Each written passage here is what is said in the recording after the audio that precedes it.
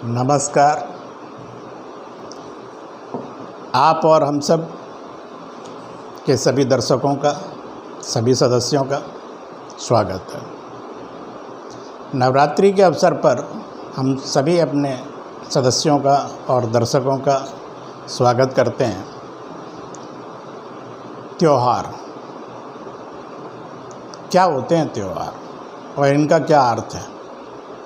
मानव जीवन में त्यौहार ईश्वर की दिव्यता का अटूट विश्वास करने का प्रतीक है, एक तरीका है जिसको हम मनाते हैं तो उत्सव से उत्साह का संबंध बढ़ता है।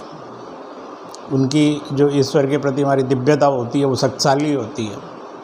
और भारत के ऋषियों की ये एक वैज्ञानिक तरीका रहा कि उस ऊर्जा को उन्होंने परंपराओं में बना के हम लोगों के जीवन में डाल दिया। इसी में एक नवरात्रों के अवसर पर एक कथा आती है महिषासुर की। महिषासुर ने जब ब्रह्म का वरदान लेकर और उसका दुरुपयोग करना शुरू कर दिया। यहाँ पे हम ईश्वरीय शक्तियों का व्यवहार, आचरण और उनकी दिव्यता और उनके जीवन में उपयोग, इनको भी समझने का अवसर मिलता है। तो महिषासुर ने जब ब्रह्म की दिव्यता का दुरुपयोग करना शुरू किया तो ईश्वर की लय गड़बड़ाने लगी। जब ईश्वर की लय गड़बड़ाने लगी तो उनके क्रोधित नेत्रों से भूशक्ति, नीला शक्ति और श्री शक्ति, ये तीनों ऊर्जाएं हैं। पृथ्वी की ये ऊर्जा, आकाश की ऊर्जा और इन दोनों ऊर्जाओं का जो समन्वित केंद्र होता है श्री शक्ति, प्रकृति, इनके रूप में इन तीनों ऊर्जाओं का योग प्रकट हुआ, जिसमें कि ऊर्जाओं का सम्मिलन हुआ। विष्णु का चक्र, शिव का त्रिशूल, वरुण का शंख, अग्नि की लपटें, वायु का धनुष, सूर्य का तरकस, इंद्र की बिजली, कुबेर की गदा और शेषनाग की माला। प्रकृति का संचालन इन्हीं सब से होता है। यही प्रकृति का निर्धारण करती है और इन्हीं की प्रकृति से ऊर्जा बनती है और इसी ऊर्जा से ब्रह्मांड का संचालन होता है।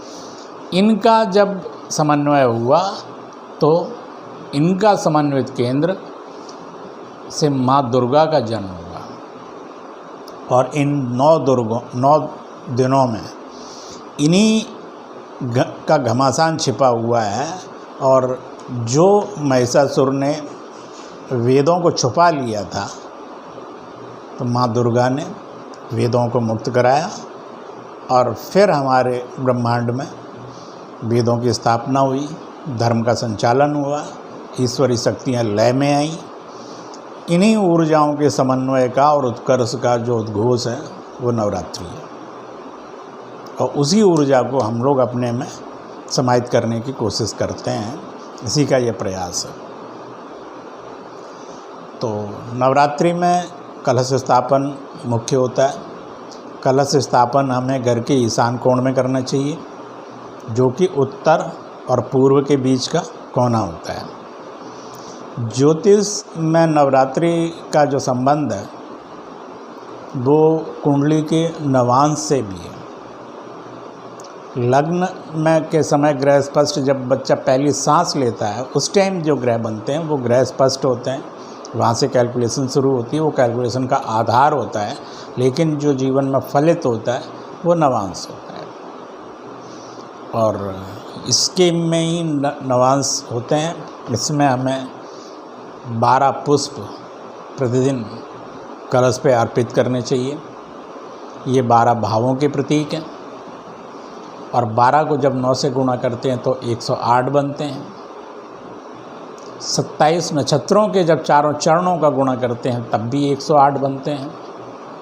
तो ये 9 का और 108 का, इनके योगफल का जो योग 9 होता है, इस 9 के बहुत गूढ़ रहस्य इन सब पे मैं पहले भी एक वीडियो डाल चुका हूँ और बाद में फिर कभी बात करेंगे।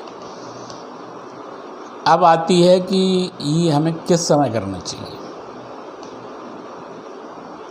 इसको करने के लिए स्थिर लग्न में करनी चाहिए, और स्थिर लग्न चूँकि 26/9 को हस्त नक्षत्र है, चंद्रमा का नक्षत्र है, पूरे दिन आप कलश स्थापन कर सकते हैं, तो इसमें कोई दिक्कत वाली बात नहीं। दिक्कत वाली बात होती है जब चित्रा नक्षत्र होता है, मंगल का नक्षत्र होता है, घट स्थापन करने में जब ऊर्जा का समावेश होता है तब समस्या आती है। तो हस्त नक्षत्र में आपका वृश्चिक लग्न आ रहा है 10:20 से 12:40, ये स्थिर लग्न है। फिर कुंभ लग्न आ रहा है 16:25 से 17:50, इनके बीच में ही आप कलश स्थापन करें। और कलश में भी आप पंच पल्लव लगाने का प्रयत्न करें, 5 तरह के पत्ते। और आप देखेंगे कि जिस तरह से आप अपने जीवन में परंपराओं का उपयोग करते जाएंगे, आपके जीवन की ऊर्जा, दिव्यता, आपकी ओज, आपकी ओरा, इसका प्रभाव बढ़ेगा। और इसका यही प्रभाव आपके पारिवारिक जीवन में, आपके व्यावसायिक जीवन में, आपके सामाजिक जीवन में आपकी सफलता का आधार बनेगा। और इसी के साथ मैं अपने सभी सदस्यों को, सभी दर्शकों को नवरात्रि की शुभकामनाएं देता हूं। और यहाँ पे आके हमारे वर्ष फल का, जो कि हमारे चैत्र नवरात्रों से शुरुआत होती है, उसका आधा साल पूरा हो जाता है शारदीय नवरात्र शुरू होने पे। और इसी तरह आप और हम सब के साथ यात्रा जारी रहेगी, वीडियोस आते रहेंगे। और अब इससे हमारी एक ब्रज रस गौ सेवा समिति भी जुड़ रही है, या वो बहुत पहले से थी, हम उनसे जुड़ रहे हैं, वो हमसे जुड़ रही है। इस तरह से ये समन्वय चलते रहेंगे। और आपसे फिर मिलते हैं कुछ समय के बाद। आप लोग वीडियो को सब्सक्राइब और शेयर ज़रूर करें, क्योंकि इसके बिना इसका जो व्यावहारिक आधार है लोगों तक पहुंचाने का, लोगों को अपनी परंपराओं से जागरूक करने का जो आप और हम सब प्रयास कर रही है, वो सफल नहीं होता।